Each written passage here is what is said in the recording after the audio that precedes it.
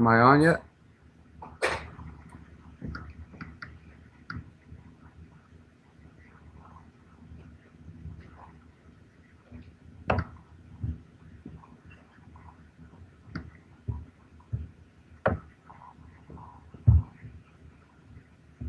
Hi guys.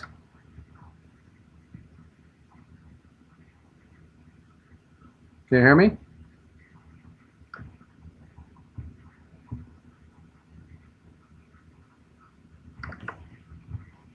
Okay, anybody got any questions? Hi.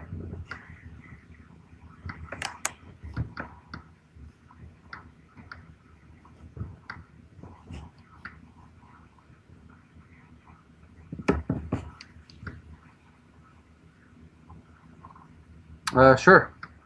My name's Chris Leto. I'm a indie horror director, producer in Tampa, Florida. Rough Cut was actually my third feature film. I've actually got another one in post-production right now called Die Die Delta Pi. That should be out. We just actually got the Rough Cut version today, so that should be out in the next probably 2 or 3 months.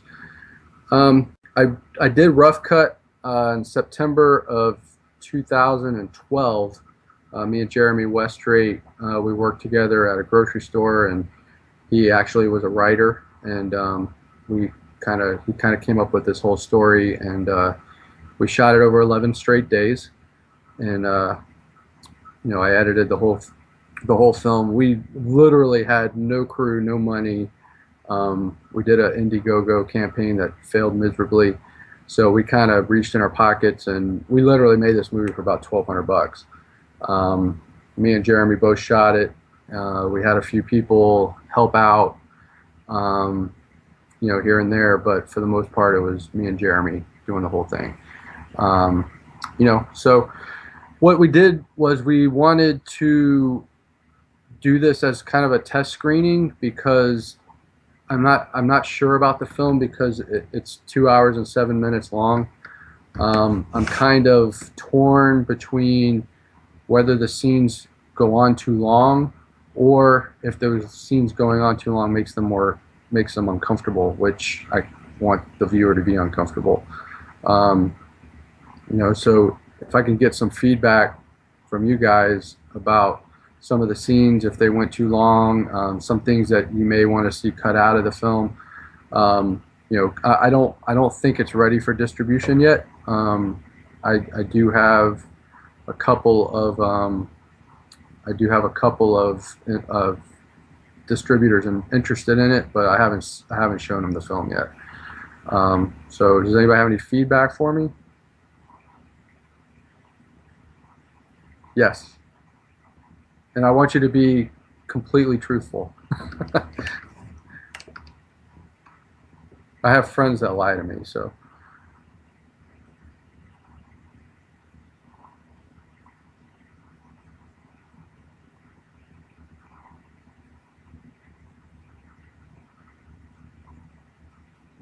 Okay.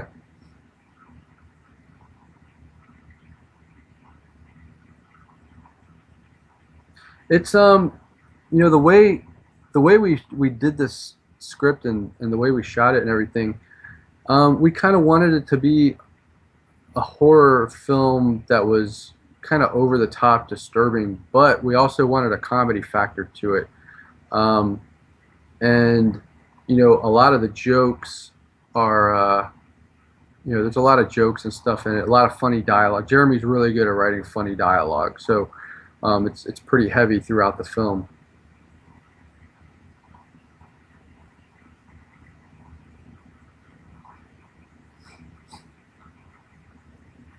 Okay. Yeah, I've had actually 4 people review the film, and you know, 3 of the 4 actually told me that the scenes going on longer were making them uncomfortable. And I wanted the viewer to be uncomfortable, and our goal was, when we premiered it, we wanted like people to leave the theater because they were creeped out or uncomfortable. That's what our goal was. But I just think that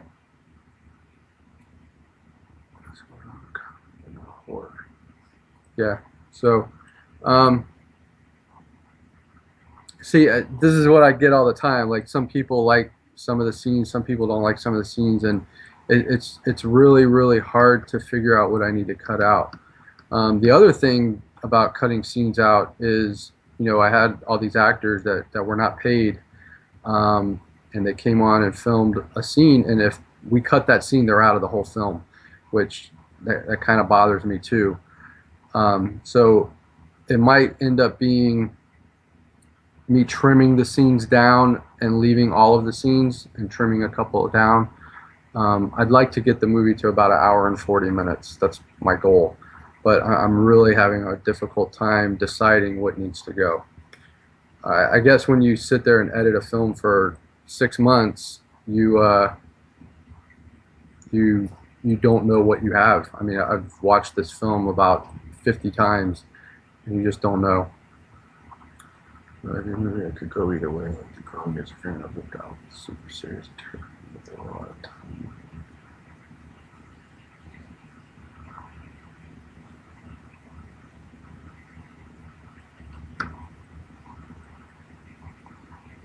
See, now, when you're saying improvise, Mike stuck to the script, but he added to the scenes.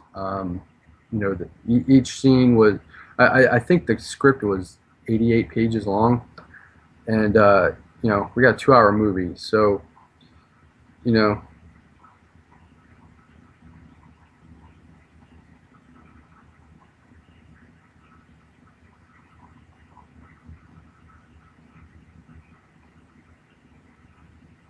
yeah. So I mean, do you guys feel like this film, as you saw it today, do you think that's got an opportunity of getting picked up by a distributor?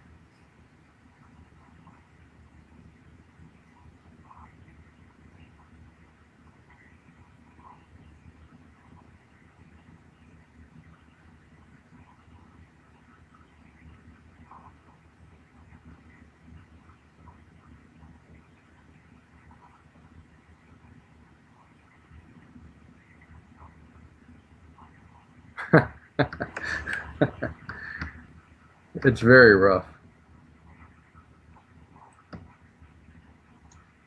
I don't know. I just don't know if there is a balance.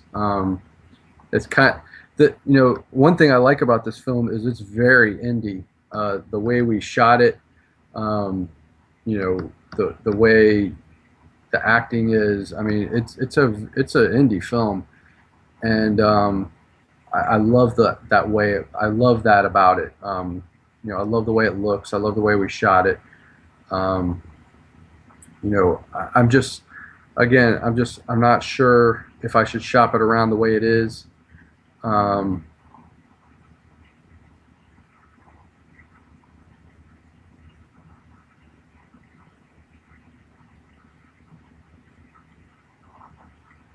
Change something about the scene. what do you think it changed? Um, what do you think all the improvisation changed?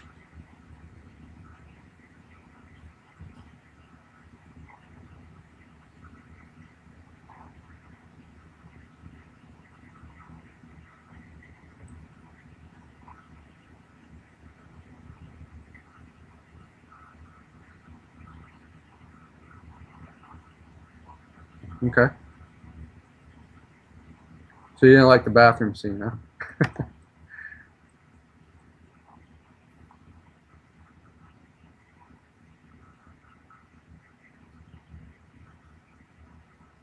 Okay.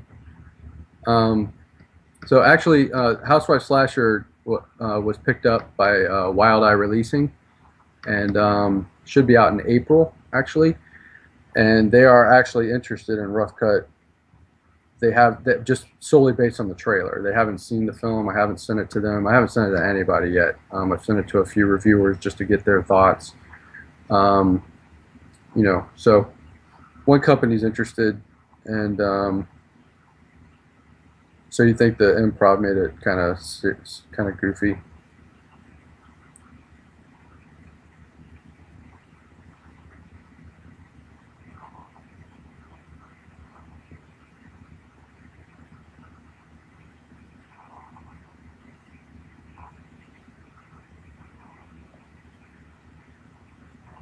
So did you not see the did you not get the ending, Robert? Basically, we left the ending up to the audience. It's basically, did all of this really happen? Did it not happen? He's in the theater. He wins best uh, best movie award, and he runs up to the film festival stage, and he looks out, and there's nobody there. So he's kind of talking to nobody. So it kind of left the impression that this was kind of all made up in his head. Um, and we kind of left it up to the audience to decide what really happened.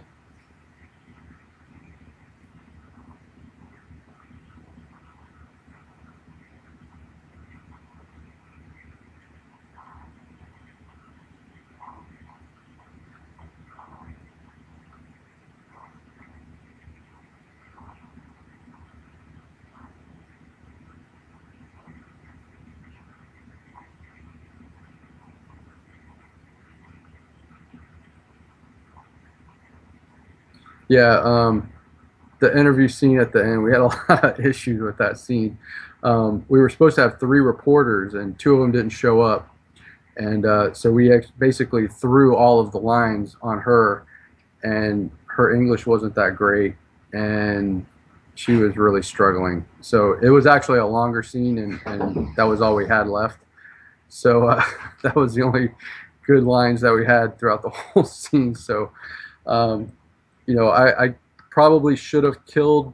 I probably should have cut that whole thing, but I felt we needed something there to move it to the film festival. Um,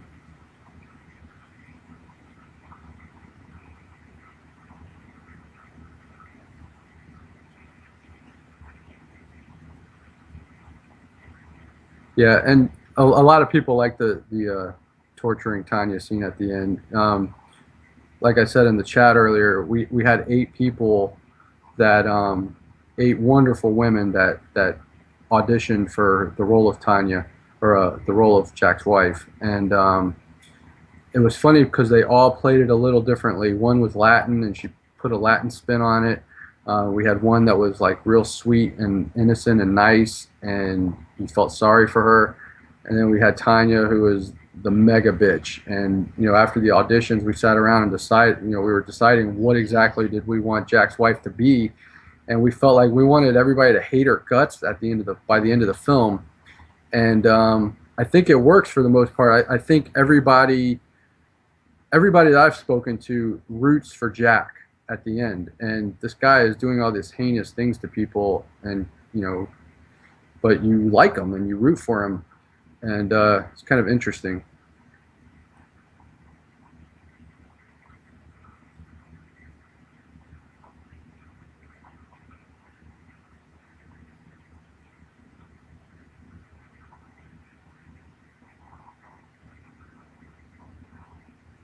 The auditions, we all of my films, we have an office space that we use, um, and we hold auditions.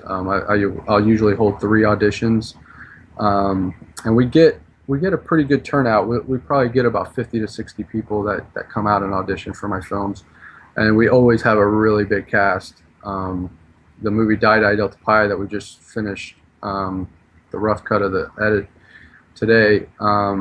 I think there was like 60 people in the cast of that film, and we're hoping to have that out by the summer. Um,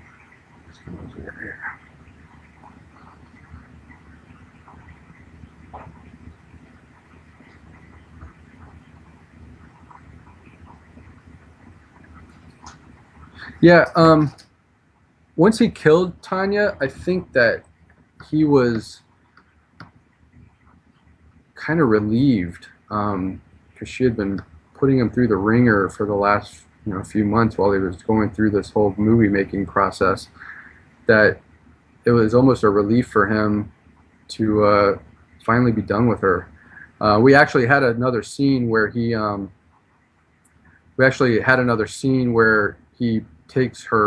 he cuts her body parts up and takes her to the farm and drops her in acid, and we had all these body parts dissolving in acid. So it was actually a pretty cool scene. But I didn't like the way him cutting her limbs off and stuff looked, so I ended up just cutting the whole thing. And I felt like the movie needed to just get to the end of it. Um, my girlfriend Jennifer Lander has decided to join us. She was one of the producers, and she is a big part of Reaper Films. So everybody can say hi to her.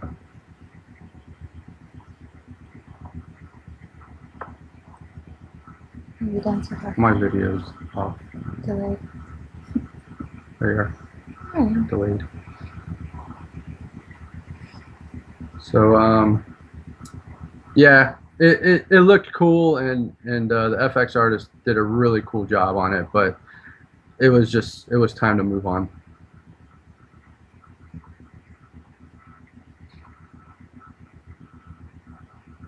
Oh, sorry. Let me move it over. I have a major delay, so I can't see how far over it is.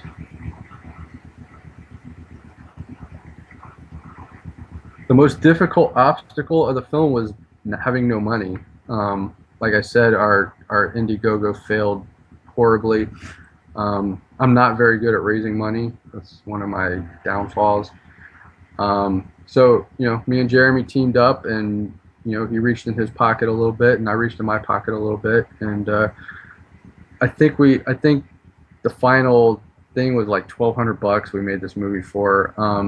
One of the bigger obstacles was we shot it over 11 straight days, and I will never, with no breaks, and I will never do that again. I usually shoot my movies on the weekends, and we decided to shoot 11 straight days, and it was brutal.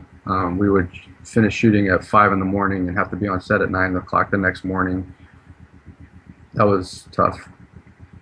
And Jen was about at a rope, and at the end of a rope, because we shot a lot at my house, and going out on location was tough. It was really difficult.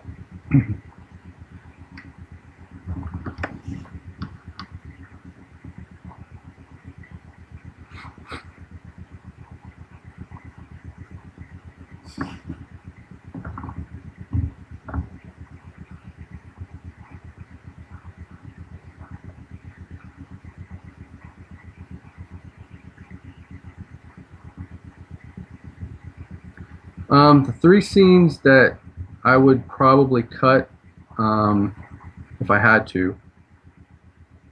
I would probably cut the bowling alley scene at the end. I felt like it moved on a little too long. Although it was really funny, I felt like we needed to move it along a little more.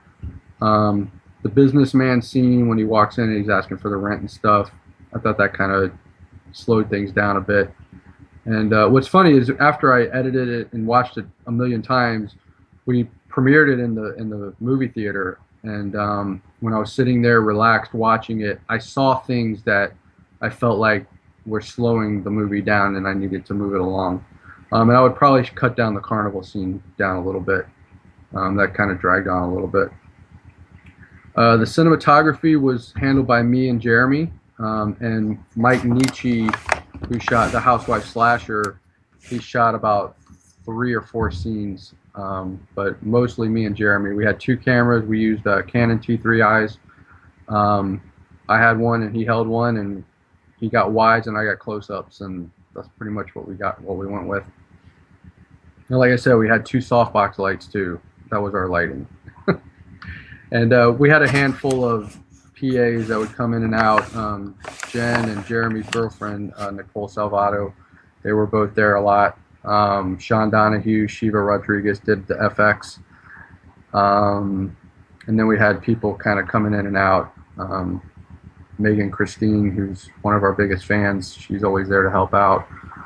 That was really it. I mean, we had a really small crew, and I kind of like working with small crews.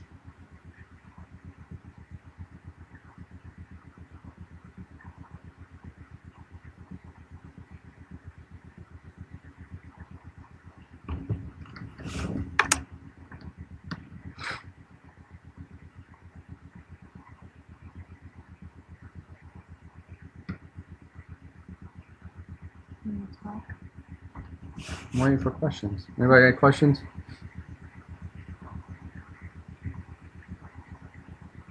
I agree with Bowen. I was saying I don't want to call out someone like a bad character and it was sort of cheesy. Yeah. Wait, it's such a weird movie. It's just a weird movie. I mean, you have these kooky characters, and I wanted the movie to kind of be over the top, but I didn't want it to take itself too serious. I mean, Jack's a kooky guy, and I didn't feel like seriousness was going to come into this at all. You know, some of the scenes are kind of intense, but I wanted everybody to like Jack. I wanted them to root for Jack at the end of this film, and I think for the most part people do. So it's definitely not your typical film. It's definitely different, and there is a little bit of cheese in it. I'm not a cheesy person. Yeah, I don't really like the cheesy horror. That's not my thing. But I don't know. The dialogue was a little, in spots, a little bit off.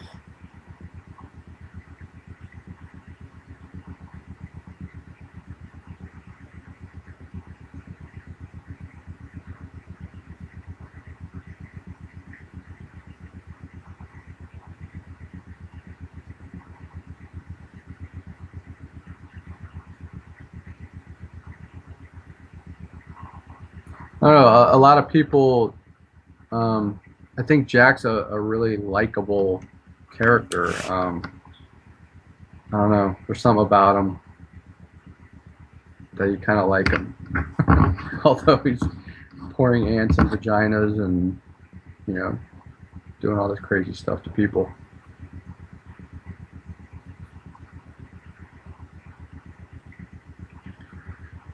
Well, another problem I'm having is I'm so busy with other projects that it's going to really, I mean, I haven't touched Rough Cut in probably about 8 months. So it's going to be really, really hard for me to go back to it and trim it. I have Die Delta Pi it's in post-production right now. I'm working on a phobia anthology DVD, which I still have 3 films to shoot on that. I have a Jack the Ripper movie coming up called The Ritual, which we're hoping to shoot that in the summer. I have a really big project called Medal of Honor that about a Vietnam veteran. It's not horror, but that's a life-changing film for me. We're hoping to shoot that in May. So I have so much stuff, and it's hard to revisit a film that I haven't touched in 8 months. So I'm gonna really have to buckle down and do what I need to do to it and get it done. Yeah, Jennifer's short. Talk about your short. Well, Desecrated. Yeah, I think I sent it to you. Yeah, I like to stay busy. But I wasn't sure if I had uploaded or sent you the right file. So, but we can get it on there. That was my first film. I wrote it, directed it, edited it, and that was a good taste of all of those hats, and I really enjoyed it. So it kind of made me want to work towards directing more myself. Yeah, the shitload of project. My goal is to shoot 4 features this year, so um, hopefully we start on one soon because it's already February. And yeah, what you're saying about the credits were I don't even know, because sometimes I'll kind of look to him to upload stuff, and he'll say, oh yeah, here's the file, so I didn't really make sure that the proper one was sent to you. And then I've been really really really busy too, and then throw in the filmmaking and all of that mix, and I definitely have my hands full. But um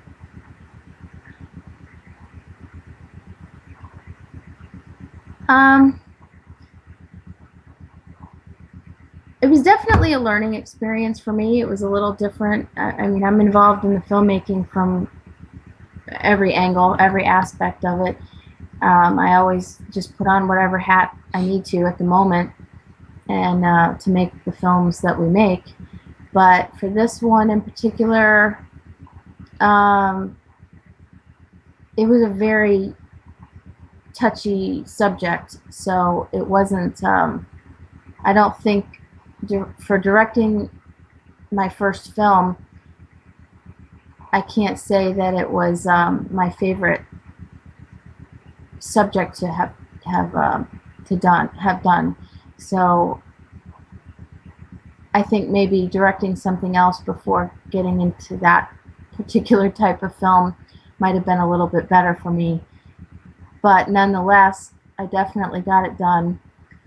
We had, an actress fall through, and had to find somebody else. And it's about rape, so trying to find another female actress that's willing to take on that role was well, I thought it would be challenging, but I brought it up to Amethyst, and she was willing to take on that role, and she did a really good job.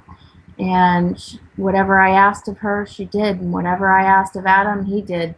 And they really, really looked to me to really direct it and give them complete direction about what to do. And so that threw me for a loop, because I thought, oh, this is something that's going to be one of those, we'll see how it goes, and we'll see how it happens and how it all takes place. And they were really looking to me to direct every part of it. And because of the nature of it, it almost felt like I was directing a porno. So it was definitely interesting. And it's not something I'd be proud to show my mom, but it's my first film, and I was able to start it and complete it. So I chalked that up as a success.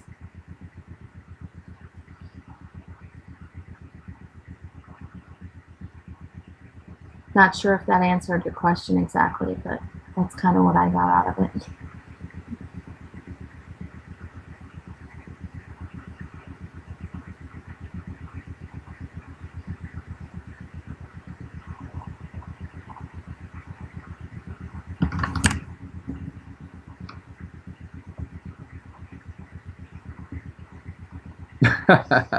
Well, I didn't write the movie. Jeremy. This is the mind of Jeremy Westrate. Um, there was a few things that were in my previous marriage that kind of came out in this movie. The breast implant thing. It was funny. I told Jeremy about it. I said, I actually told my ex-wife this when I bought her implants, and he's like, oh, well, we got to put that in the movie. So we ended up cutting her implant out, and I pretty much lost my marriage because of making films. It was something that I really wanted to do and was inspired to make, and she couldn't deal with, the time away and what went into making a film, and she just really didn't support it. And I mean, we had other problems, but ultimately that was the end of it. But back to Jeremy, when I met Jeremy, I was looking for a project, and I wanted a movie. I wanted a serial killer movie, but I wanted the film to be about the serial killer and not about the victims. And we worked at a grocery store together, and every day he would come up with something new, and he never did horror before. That's not his thing, and he came up with this horror script, and every day was something different. And he would come in, he'd be like, "Hey, come here," and he'd have this look on his face. He'd be like, "Come here, come here. I got an idea." So we'd go in the back room and talk, and he'd have this crazy look on his face. He's like, "Okay, we're gonna get this girl, and we're gonna tie her up, and we're gonna get ants, and we're gonna pour it in her vagina." And I'm like, "That's the sickest thing I've ever heard in my whole life. I love it. Let's do it." So it was every day was like that for 3 months while he was writing this, and it was every day I walked in the store. It was like, "What has Jeremy got up his sleeve today?" And he just came up with all this crazy stuff. Now, I don't know if we captured the script to the T, and I don't think anybody really does. I mean, everybody that makes movies out there knows that you have a script, and then you have an idea, you have a script, and you have a movie, and they're all three different. It's hard to stick to a script, especially with no budget. And when you have 40 actors, some are going to drop off here and there, and you got to improvise a scene or pick up someone else to do it. How did Jack pick his victims or decide to end up in their house as part of this sort of some random at times? It was random. That was the mystery of the thing. I mean, we didn't know who these people were or what, if they had any ties to him at all. I mean, for all we know, they're just random people that he saw and thought they were easy targets and selected them and did what he did to them. There was no rhyme or reason to what he was doing. He was just trying to make a film and did what he had to do. Whoever was in the wrong place at the wrong time. So, and the funny thing, there was one part where actually my son, my 11-year-old, he gets kidnapped. And there was supposed to be a scene at the end at the theater. Jack goes to the bathroom, and he comes out of the bathroom, and the kid is standing there, and he looks at him, and Jack looks at him, and he says, "Do you know who I am?" And the kid shakes his head no and runs away.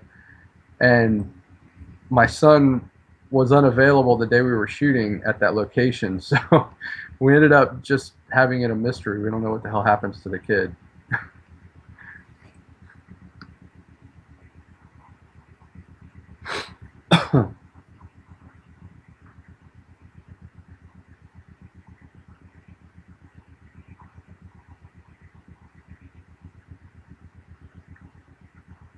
I hate when there's no questions. We're just I sitting know. here.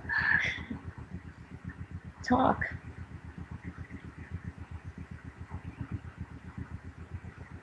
If you had a much bigger budget, what things would you change about the film? It's hard to say because we didn't have it. We were looking to have a bigger crew, and maybe some better equipment, lighting, sound gear. Our sound was a big nightmare. I had a sound guy, and he bailed on me like 2 weeks before filming. And we picked up another guy. I'm not going to name him, but we had a lot of sound problems. Let's just put it that way.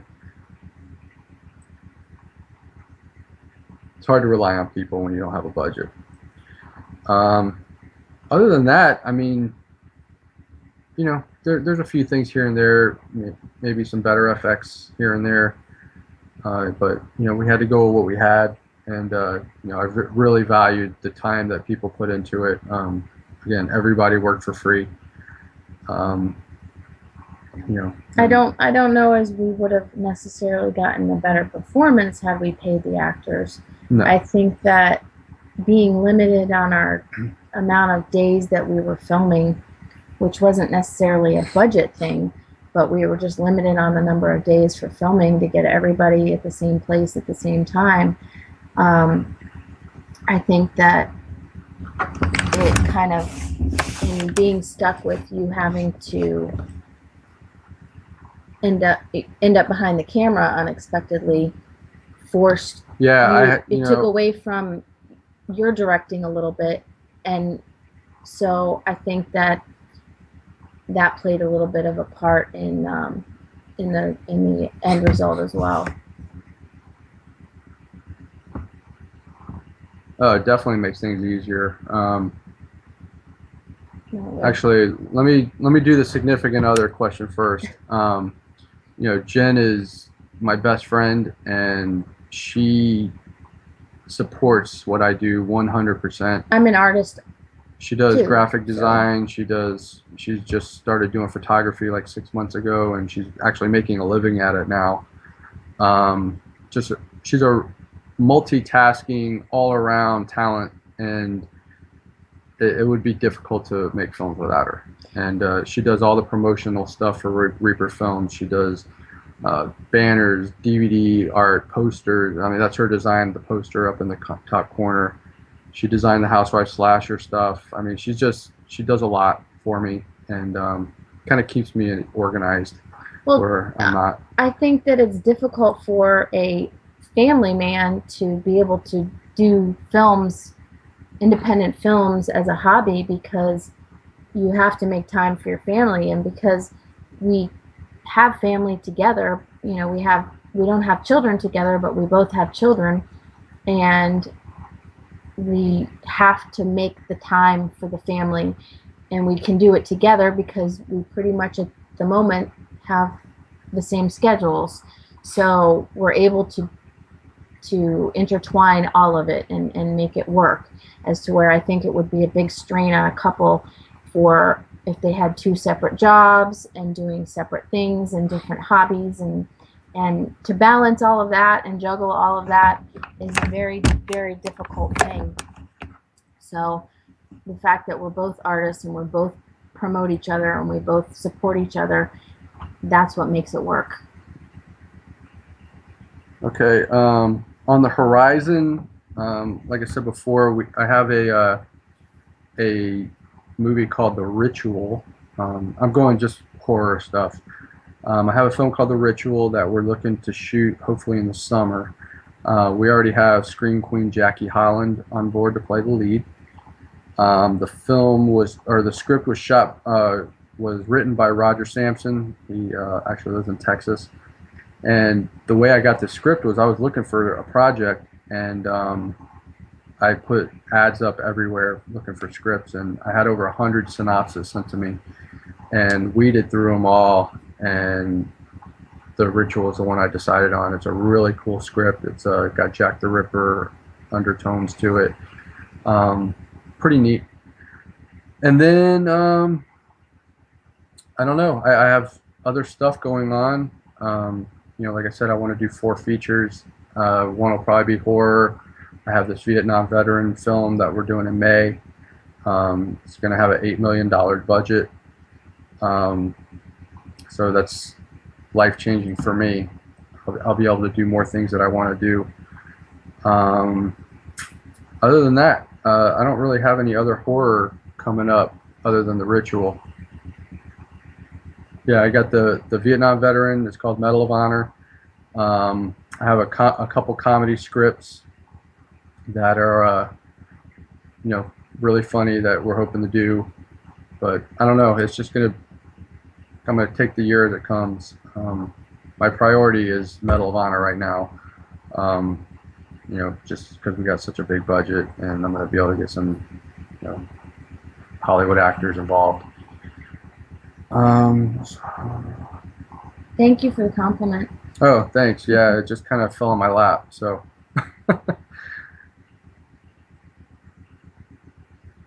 Delta Pi I just got the rough edit today.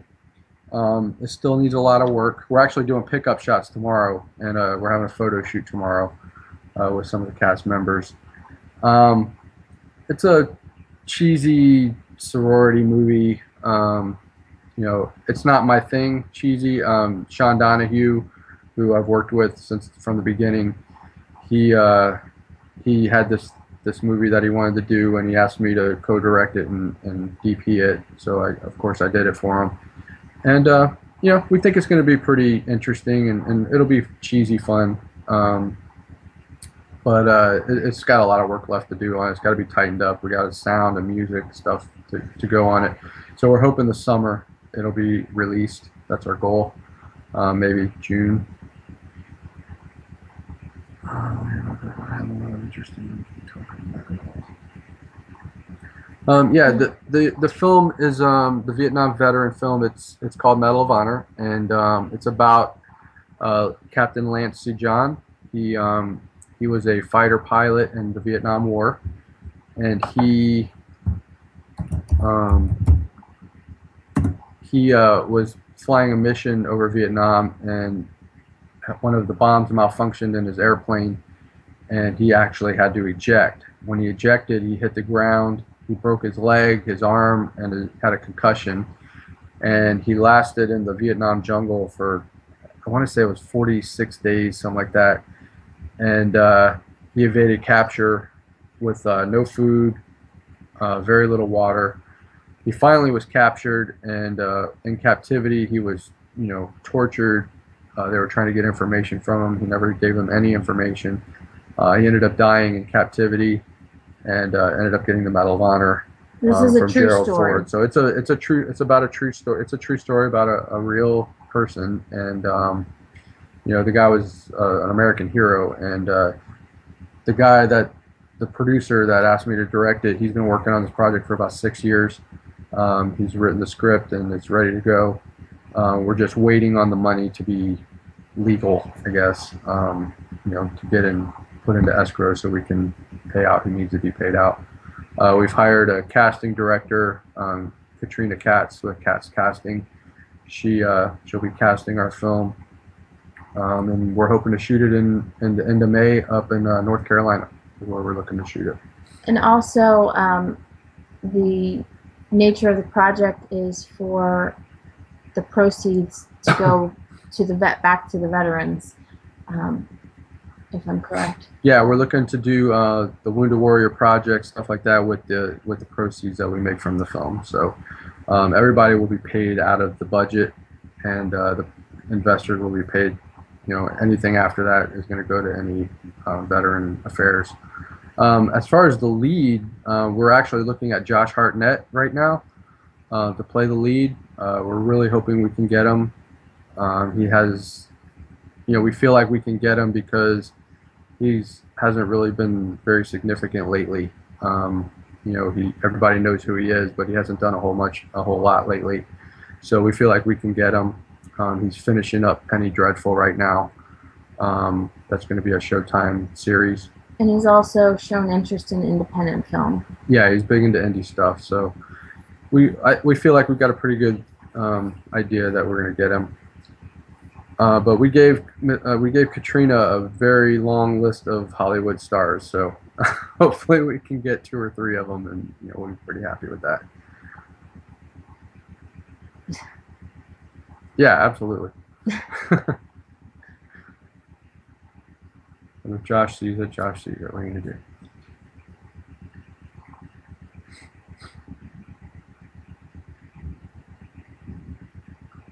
Yeah, it's not a documentary. It's a live action, I guess, biopic about a real person. So.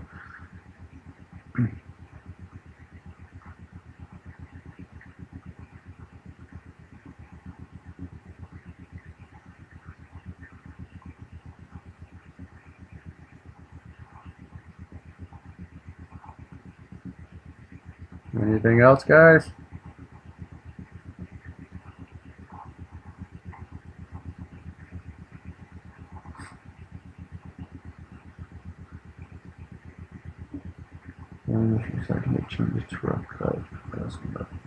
Oh yeah, absolutely, and they will. I mean, I've gotten some feedback from people that are friends of mine that actually went to the premiere and saw it.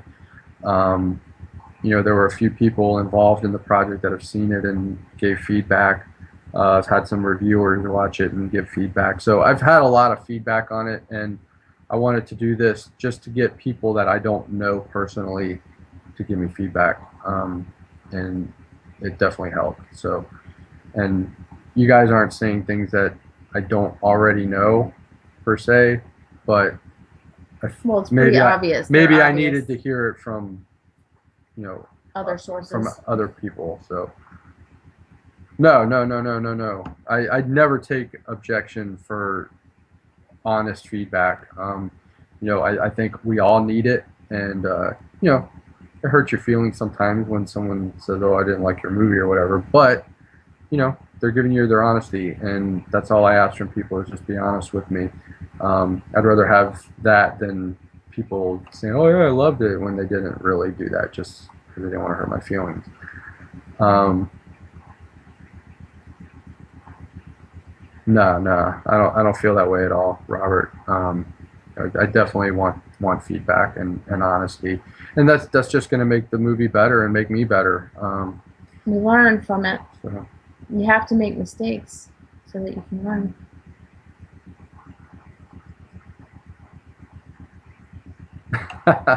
What scenes did you miss out in? Well, did you tell them that your goal in the beginning was? Yeah, our goal was to have people leave the theater because they were creeped out or whatever. And we actually got some hate. We actually got some hate mail and people people unfriended unfriended me us on Facebook. because I premiered Desecrated that night too. That was my premiere, and people actually left and unfriended me, and they were just mortified by my film, and between a combination of that, between mine and Rough Cut, they couldn't even believe they were associated with us. They're saying we're bad people. We're bad to women, and we're chauvinist and all this craziness. And the funny thing is the chauvinist funny. is I'm female. I'm the one who made the movie, but I don't know. Can't please them all.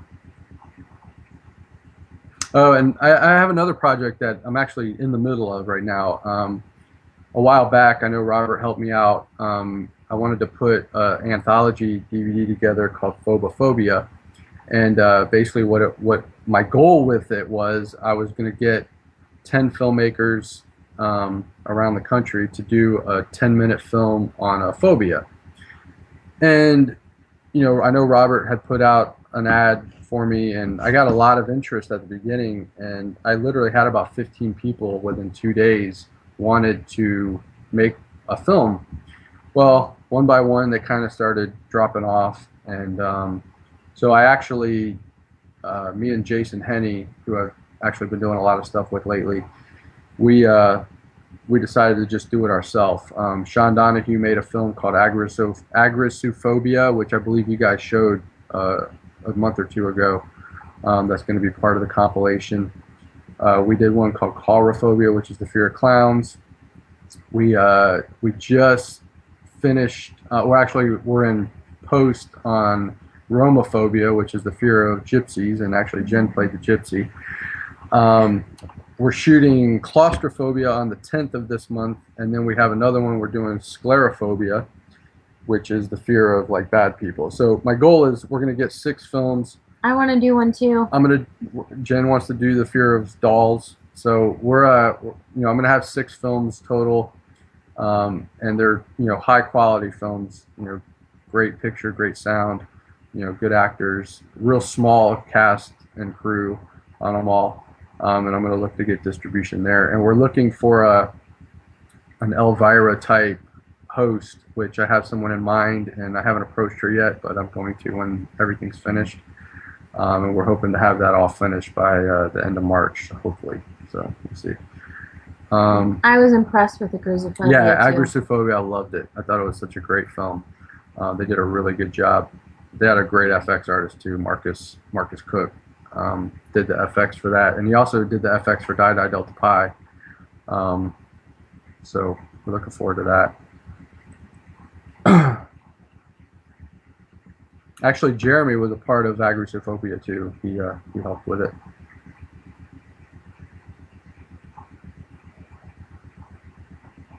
Hey, thank you, Robert. I appreciate everything you guys do.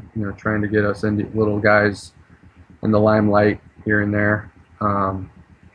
So much appreciated. Who's that? You got to be local here. I can't fly anybody in. Mm. Yeah, hopefully that all works out, and I'll be able to make whatever I want.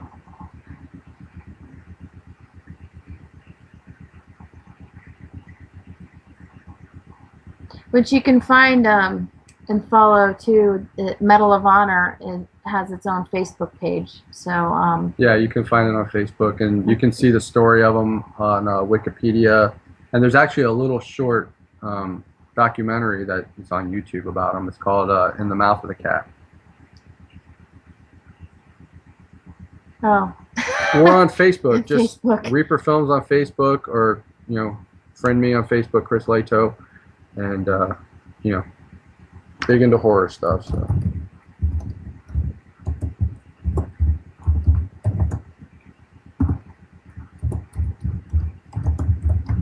thank you.